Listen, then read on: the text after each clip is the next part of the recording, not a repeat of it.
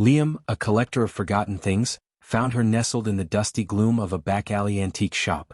Amidst chipped teacups and moth-eaten tapestries, she sat upright in a velvet-lined box, her porcelain skin gleaming unnaturally white in the dim light. Her name, scrawled in faded ink on the box's lid, was Annabelle. Beautiful, isn't she? The shopkeeper, a wizened man with eyes like polished stones, materialized from the shadows. His voice was raspy, like dry leaves skittering across pavement. Liam, mesmerized by the doll's unsettling beauty, barely registered the question.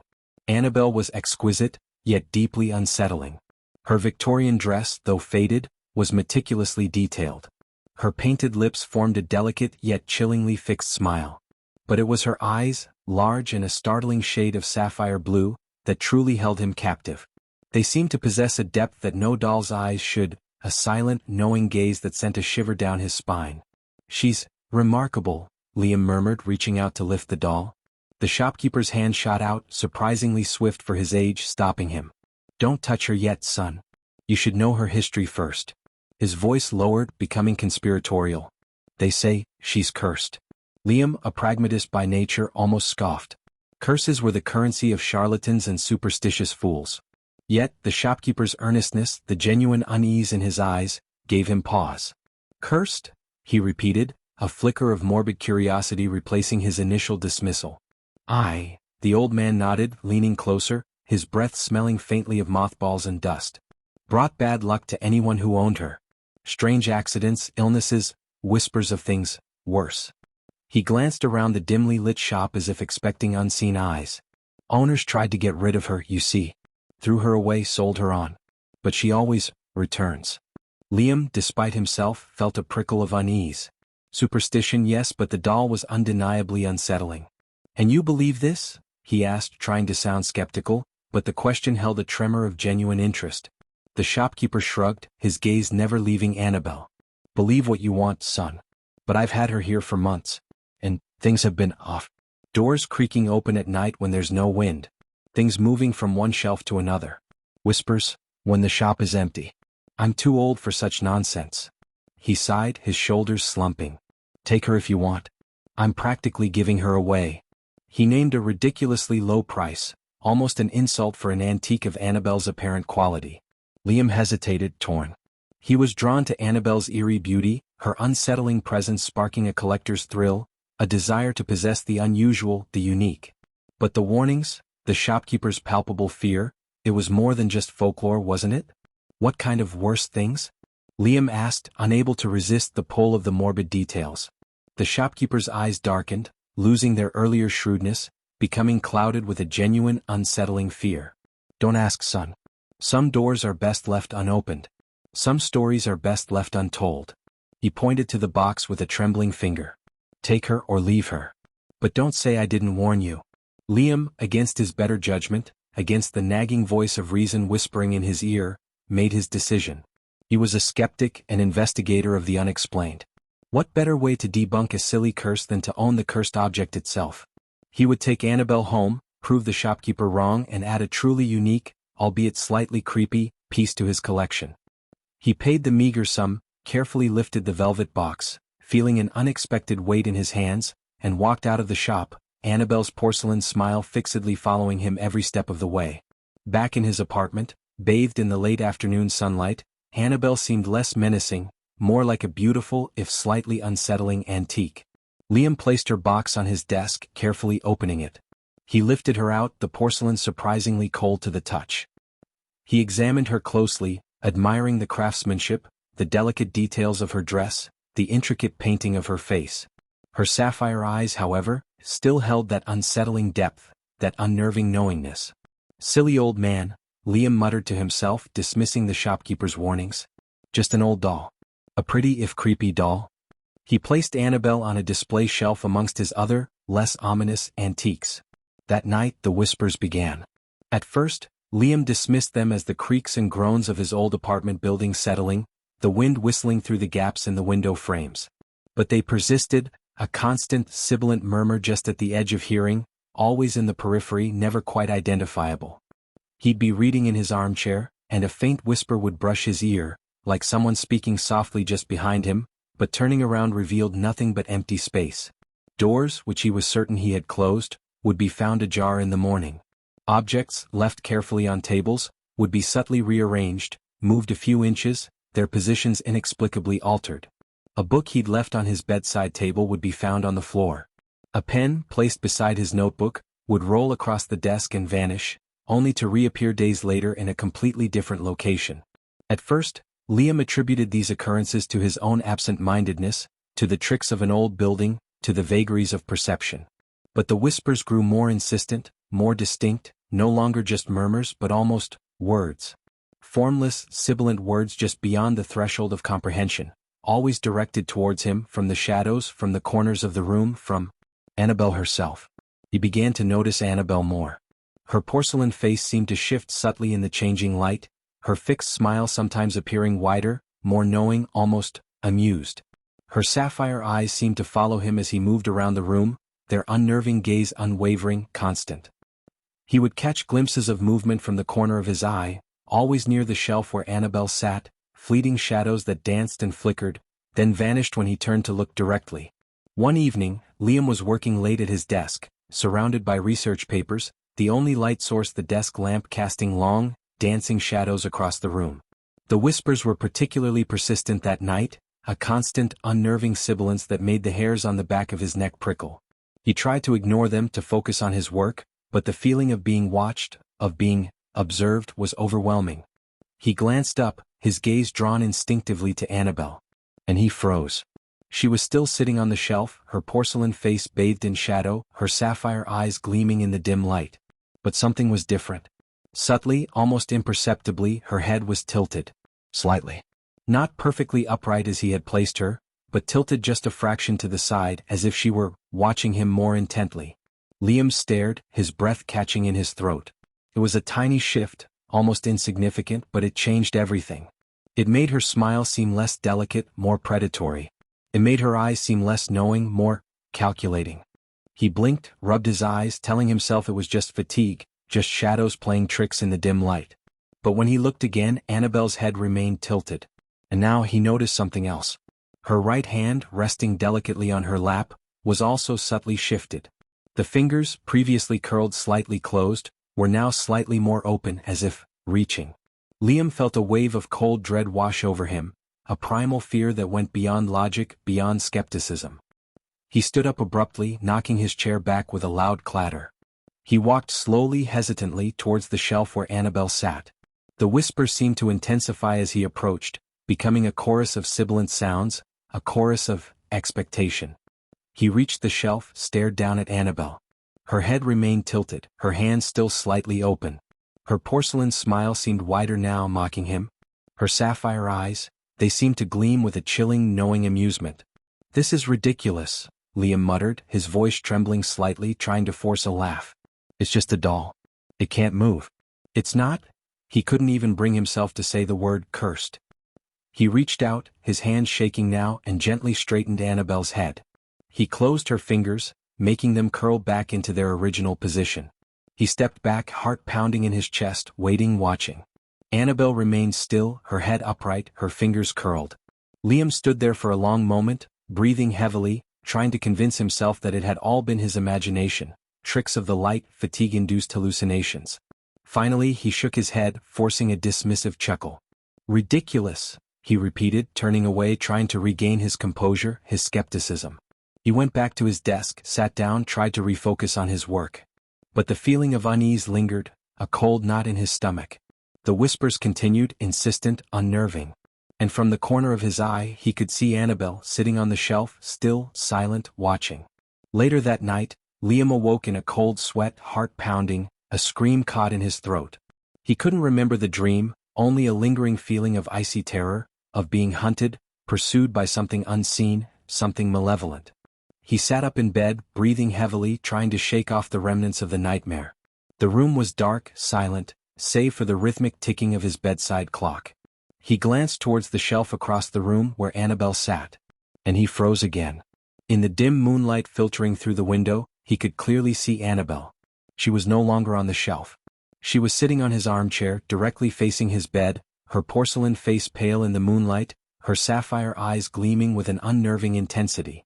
And now she was no longer smiling. Her painted lips were slightly parted, forming not a smile but a silent, chilling "oh." Liam stared, paralyzed by a terror so profound it stole his breath. He couldn't move, couldn't speak, couldn't even scream. He simply lay there, frozen in place, staring back at the doll in the armchair, the doll that should not be there, the doll that was watching him, waiting. The silence stretched, thick and heavy, punctuated only by the frantic beating of his heart and the insistent ticking of the clock, each tick feeling like a countdown, a step closer to some unknown, terrifying fate. Then, slowly, deliberately, Annabelle moved.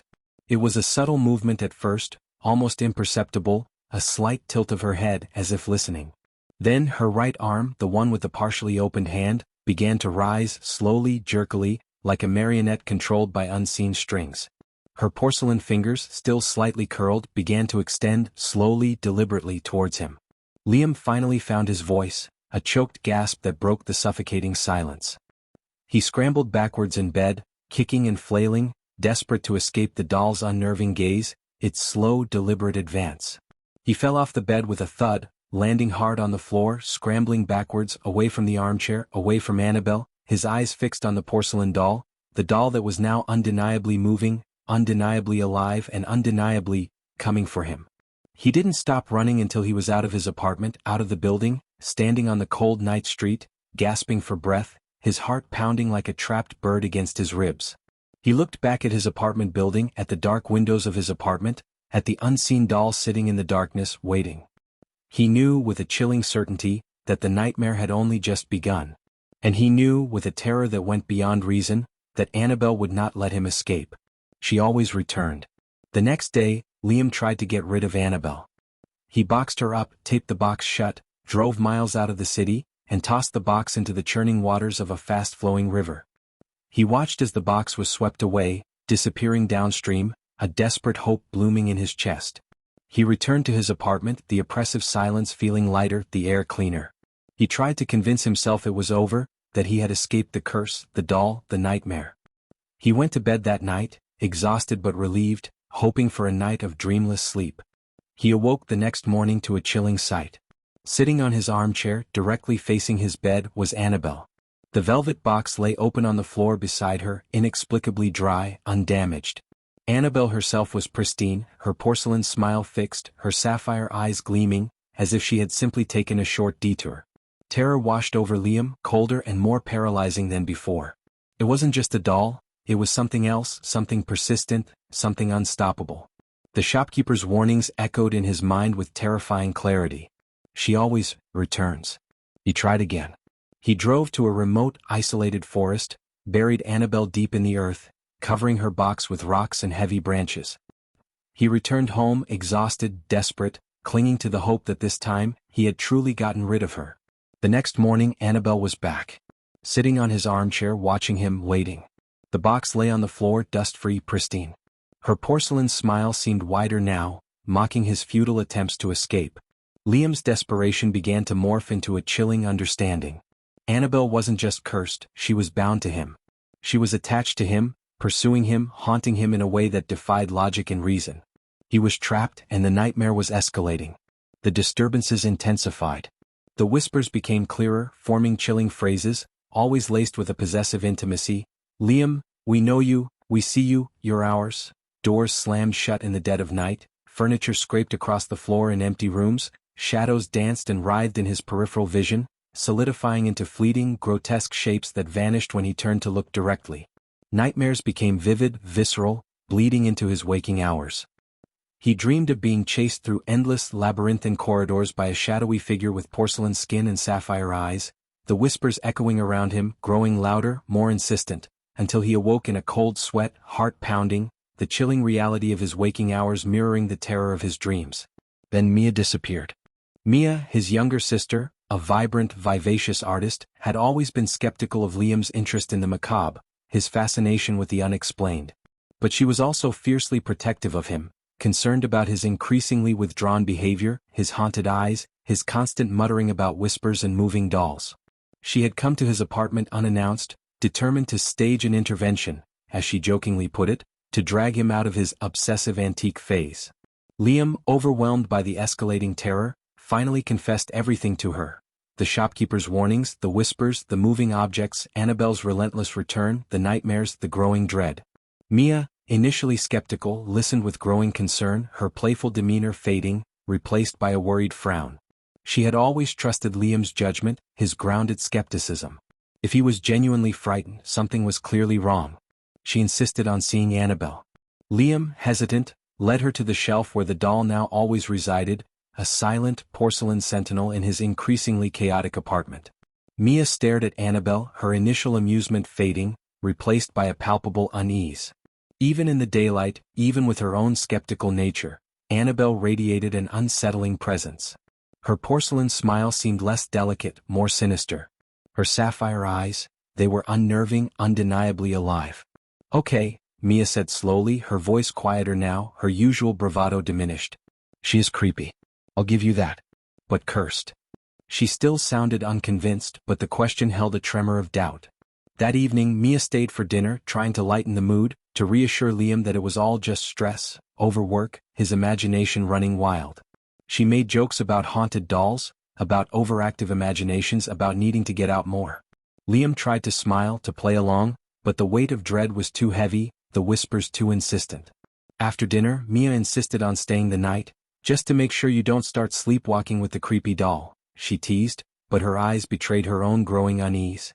Liam, despite his fear, felt a flicker of relief at her presence, a sense of temporary safety in her vibrant, life-affirming energy.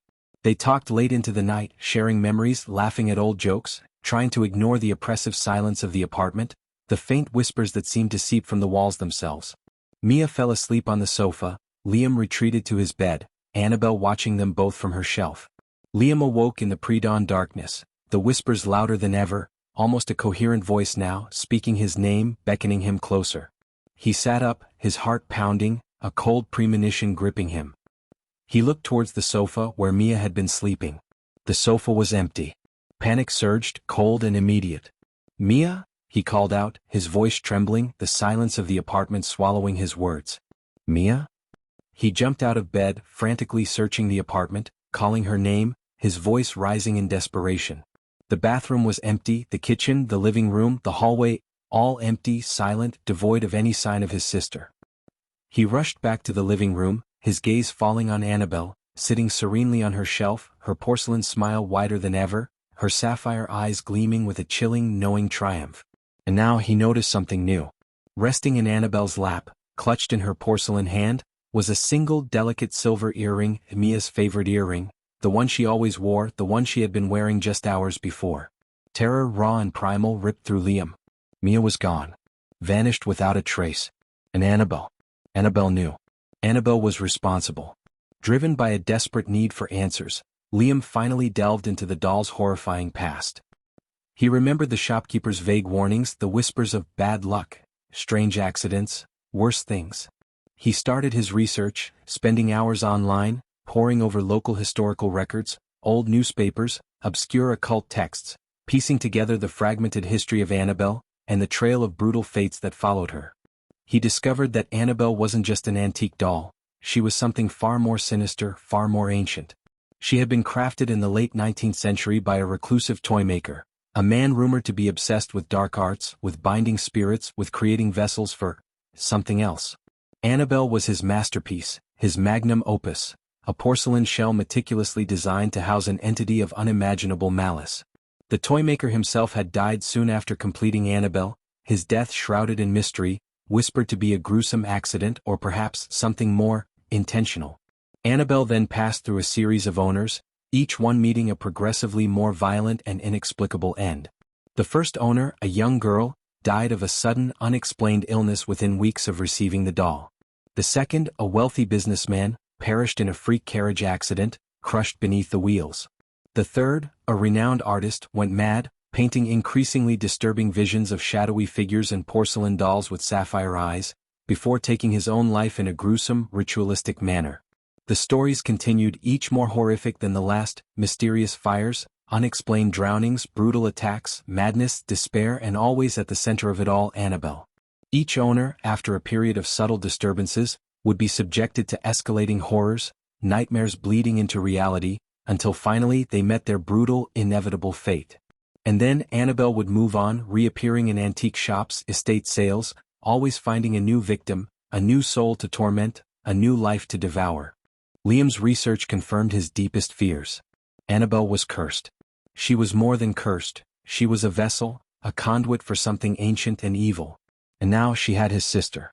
He was faced with an impossible choice. The grimoire he had found with the doll, a chilling leather-bound volume detailing rituals and incantations, spoke of only 3 paths forward: sacrifice, destruction, or acceptance. Sacrifice. The grimoire detailed a dark ritual, a horrific offering, a way to appease the entity within Annabelle, to momentarily satiate its hunger, to divert its attention to another soul. He could offer someone else, a stranger, perhaps, a nameless victim to take Mia's place, to buy himself time, to escape Annabelle's relentless pursuit. The thought was abhorrent, repulsive, but the alternative? Destruction. The grimoire hinted at a ritual to destroy Annabelle, to shatter the vessel, to banish the entity within. But the warnings were dire. Destruction was risky, unpredictable. Unleashing the entity could be far more dangerous than containing it. It could spread, become unbound, its malevolence unleashed upon the world, seeking new vessels, new victims. He might save himself, but at what cost? Acceptance. The final, most terrifying option. To keep Annabelle, to resign himself to his fate, to wait for the inevitable consumption, to become another victim in the doll's long, bloody history. To watch his life unravel, his sanity crumble, to become a whisper in the shadows, another soul devoured by the porcelain smile. Liam was trapped, caught in a web of ancient evil, faced with an impossible, soul-destroying choice. Sacrifice, destruction, or consumption. Each path led to darkness, to pain, to loss. But which path offered the slightest glimmer of hope? Which path could save him, or perhaps, even save Mia? And in the deafening silence of his cursed apartment, broken only by the faint, mocking rustle of Annabelle's dress and the unnerving gleam of her sapphire eyes, Liam knew he had to choose. His sister's life, his own soul, hung in the balance. And the porcelain smile watched, waited, its silent promise echoing in the whispers that surrounded him. Yours is ours. Liam, ours. Liam's world had fractured, the solid ground of skepticism dissolving beneath his feet, leaving him adrift in a sea of unimaginable dread. Mia gone. Vanished as if swallowed by the very air, and Annabelle, her porcelain grin widening with every passing agonizing moment, held the silent, chilling answer. He sank to the floor, the silver earring clutched in Annabelle's hand glinting mockingly in the dim light. Mia's earring. A tangible piece of his sister, now a grotesque trophy held by the porcelain monster that had taken her. Despair threatened to drown him, a suffocating wave of grief and guilt. He should have listened to the shopkeeper, should have dismissed the collector's thrill, should have kept Annabelle locked away in that dusty shop. But he hadn't. And now Mia was paying the price for his morbid curiosity, his intellectual arrogance.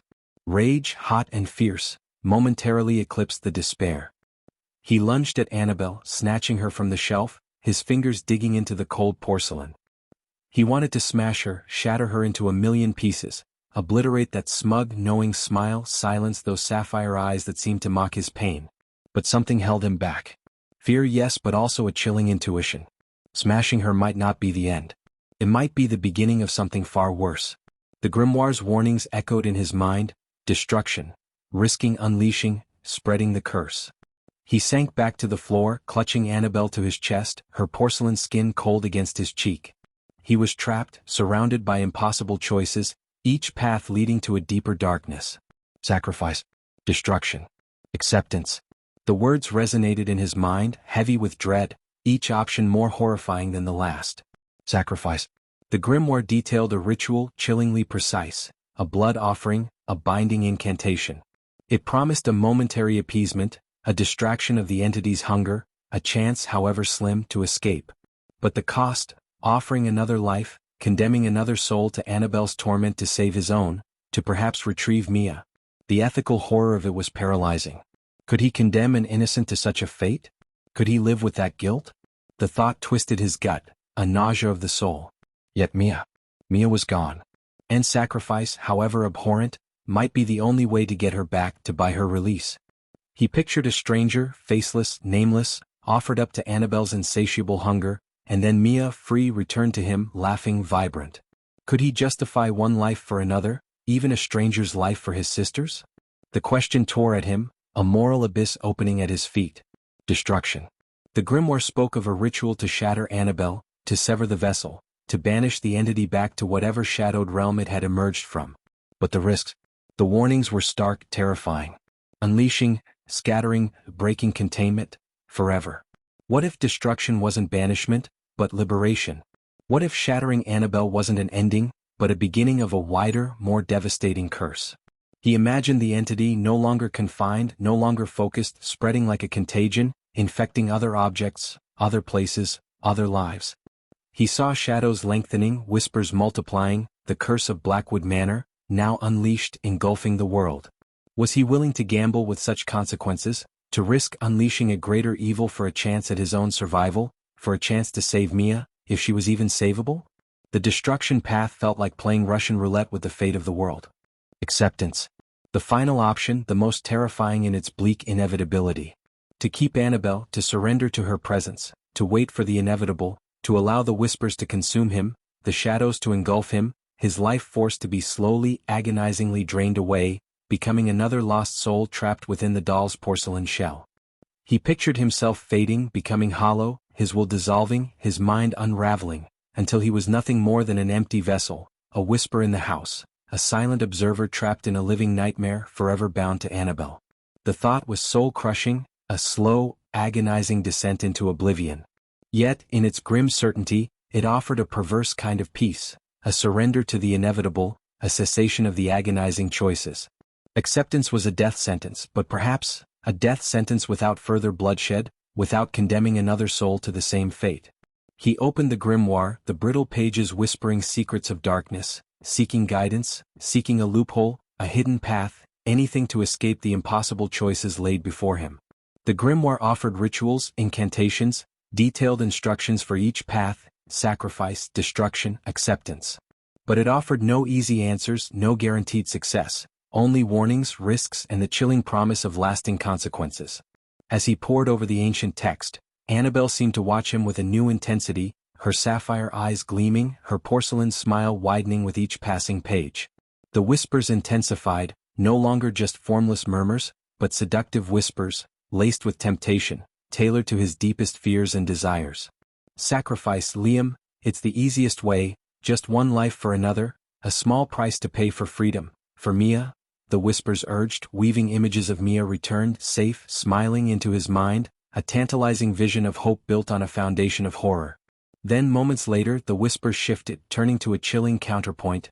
Destruction, Liam, power, imagine the power you could wield, shatter the vessel, control the entity, become master of the curse. Think of the knowledge, the strength. Images of himself, no longer a victim but a wielder of dark power, flickered in his mind, a twisted temptation of control over chaos, a seductive promise of strength born from destruction. And then the insidious allure of acceptance. Rest, Liam, surrender, no more choices, no more pain, join us, become part of the house, eternal peace, eternal belonging, no more loneliness. Only us, together, forever, visions of a chilling serenity, a release from struggle, a merging with the house, a twisted promise of belonging in the very heart of darkness flickered in his mind, a tempting escape from the agonizing burden of choice. The house itself seemed to respond to his internal turmoil. Shadows deepened, coalescing into fleeting, grotesque shapes that mirrored the horrors in the grimoire illustrations. The temperature plummeted, the air grew thick with a palpable dread. Objects in the apartment moved with increasing audacity, books tumbling from shelves, furniture scraping across the floor, doors slamming with violent force. Annabelle herself seemed to shift positions more frequently, now found standing on the floor, leaning against the wall, perched precariously on the edge of the desk, always closer, always watching, her porcelain smile a constant, chilling presence. Nightmares intensified, becoming vivid, visceral hellscapes that bled into his waking hours, blurring the line between reality and illusion. He dreamed of Mia, trapped in endless corridors, her screams echoing in the darkness, always just beyond his reach, pursued by shadowy figures with porcelain faces and sapphire eyes. He dreamed of himself, trapped within Annabelle's porcelain shell, gazing out at a world he could no longer touch, his voice a sibilant whisper lost in the wind. He would wake in a cold sweat, heart pounding, the terror of the dreams clinging to him like a shroud, the whispers echoing in his ears, indistinguishable now from his own tormented thoughts. Days blurred into nights, each moment a descent into deeper despair. Liam was losing himself, his grip on reality fraying, his mind teetering on the edge of madness. He had to make a choice.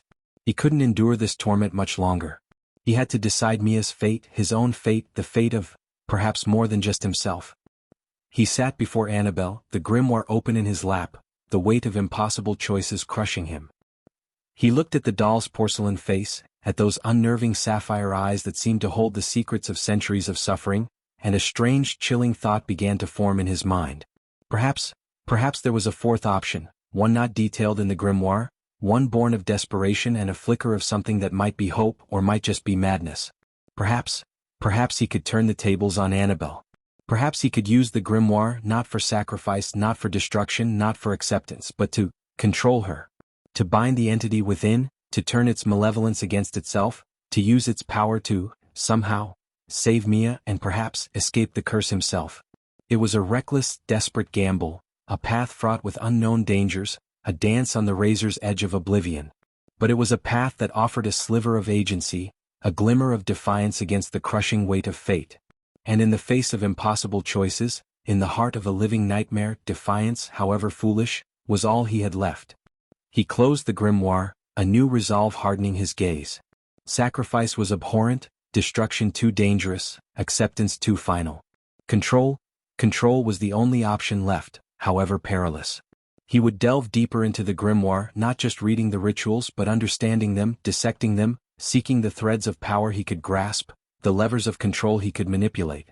He would become a student of darkness, a wielder of forbidden knowledge, not to surrender but to fight back. He would face Annabelle not as a victim, but as a challenger, a desperate gambler willing to risk everything for a chance at salvation.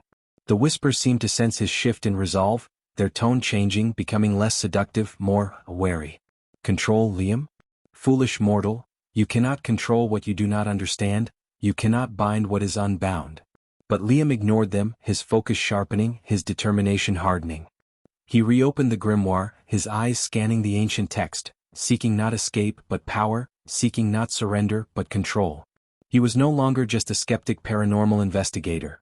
He was now a player in a game of cosmic horror, a desperate soul wagering everything against an ancient, malevolent entity, armed with nothing but a grimoire, a porcelain doll, and a flicker of defiant hope in the face of unimaginable darkness.